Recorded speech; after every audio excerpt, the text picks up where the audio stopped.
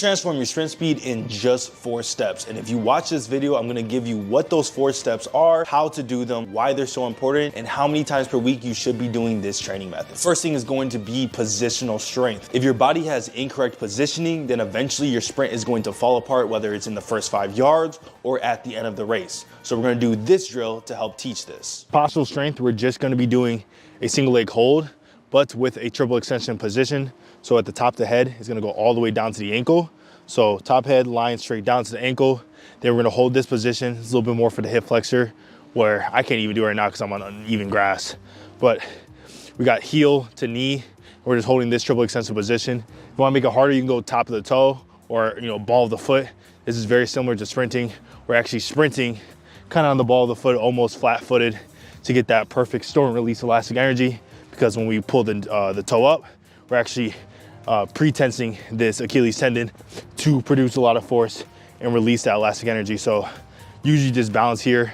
In the Speed Academy, we pretty much do 2 to 3 to 4 sets of 45 seconds holds, which is pretty good. The second thing is going to be projection. Projection is going to set up your speed long-term, especially for that acceleration. If you can't project at a 45-degree angle, then probably 2 things are going to happen. You're probably even going to get burnt in the first 3 steps, so those first 5 yards of the race, or you're not going to be able to build up enough momentum so you can blow past people at the end of the race. So this drill is going to teach you how to set up your body for great acceleration and an explosive start. This next one is for projection, right? And projection is pretty cool, because this is really gonna make a big difference in your acceleration, which what a lot of people struggle with. I like to use resistance, but our goal here is for this drill is to get in a set position and try to project forward as far as possible for 3 steps, right? Resistance makes this a lot better, but that's okay if you don't have it. I'm gonna show you without resistance. Maybe I'll add the resistance after this. But we're just trying to cover as much distance, almost like a broad jump. We're trying to jump as far forward. We're trying to cover distance, right? So we're here, and then 1, 2, 3. And we're just covering as much distance as possible. Another variation you could do is just the single ones. You'll see Les do this a lot too, where he's literally just doing one single one. And he's right here, and he's kind of like just jumping forward. Cover that distance, mark it down, and then do it over again, and you have a really good one.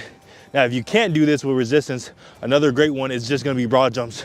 We're right here, and we're producing a lot of horizontal force just to cover distance. So right here, 1, 2, fuck, this wind is ridiculous, bro. I'm sorry if it sounds windy or if I sound like I'm out of breath. The wind is actually ridiculous and it's cold. So I'm trying to get as much done as possible with you guys. If you make this one simple mistake, you'll be slowing down your sprint speed much earlier than you should be. Landing under your center of mass or hammering the nail is one of the most crucial things for consistently projecting your body forward. If your foot lands in front of your center of mass, then you're gonna be promoting braking forces, which promotes deceleration. And of course, if you're decelerating, that means you're slowing down earlier than you should be. This is probably my #1 thing that most athletes struggle with, so you need to make sure you're doing these drills to help improve this aspect. Hammering the nail is the next point that's going to transfer in sprint speed. And what's really important about this is that a lot of people just do regular A skips where just like this, but it's not actually giving your body a stimulus to adapt to. And when you want to get an adaptation for better sprint speed, you either do 2 things. You're either going to add velocity, which is adding horizontal speed, which is going to force your body to adapt, which is a great way, or you can add resistance. And this is going to be horizontal resistance, so a weighted vest does not work or weighted ankles do not work. But here, we can do our A skips with resistance. You've seen Usain Bolt do these in some of my thumbnails. I'll show you the other direction. We're doing, 2 to 3 sets of, 20 to 30 meters of resisted A skips, where we're teaching our body to land under a center of mass and hammer the nail right under us. This is important because if you land in front of your center of mass, then you're not gonna be able to project your body forward. So the goal is to land under and to keep attacking and attacking. If you don't have a sled that can do this for you, then you can just do hands on hips, and we're doing triple A switches. So we're right here, and we're teaching our body to stabilize and then land under center of mass and attack down always. Think about a nail, and you're constantly hammering it down just like that, right? So triple A switch is just like this. 1, 2, 3, 1, 2, 3, 1, 2, 3.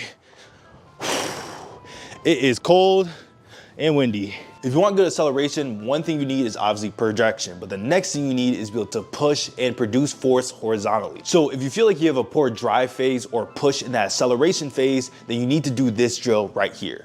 Now this is the most wonky drill you're gonna see out of all of them. I got this from Joel Smith, one of the best Olympic sprint coaches in the world. But it's pretty much, we're getting into athletic posture. Athletic posture means you're getting a quarter squat and you're pushing your heart forward, right? So a little bit of an anterior pelvic tilt, not what you, kind of what you get when from sitting, right? And we're getting this position, and then we're teaching our body how to sprint forward in the squatted position. So usually when you're sprinting, you're in triple extension, or you're close to triple extension where you're getting in that fully extended position. I want you to stay in this core position and then sprint forward. So it's gonna look a little funky. I'll show you from side to side. We're kind of looking like this, or kind of like this. I'll show you from front forward. We're squatted, and then we're sprinting forward like this. I'll show you going away. This is gonna teach you how to push. So you feel like you have good power or strength, but you can't push in acceleration. This is really gonna improve that drive phase. Usually in this, you can even do a walking version. I usually do about 2 to 3 sets of 20 to 30 meters as a warm up. You can do this every single day. It's not really that hard on the body, but it's really gonna teach you how to push. And if you wanna do higher volume, 4 to 5 sets of 20 to 30 meters or even up to 40 meters or yards. You can do this on your acceleration days 2 times a week. And we're just right here. And then you know me, I love resistance.